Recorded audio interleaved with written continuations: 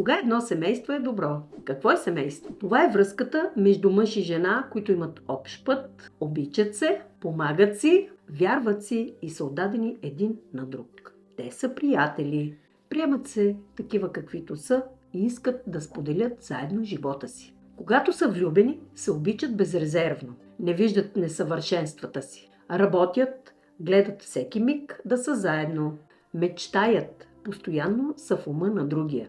Животът е красив, хората щастливи. Първата трудност, която срещнат, тогава започва да говори приятелството. Единият е в беда, а другият му помага с каквото може.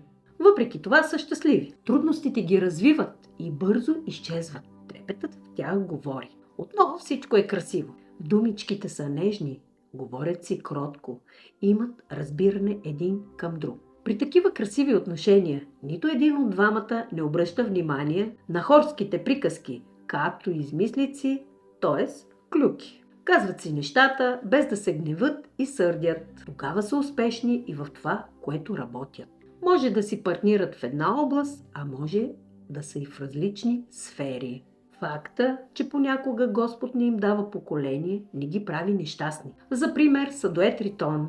В различните области са изявените прекрасни Роналдо и Джорджиния. Не се прекланят пред трудностите. Не ги определят като трудности, а шанс за развитие.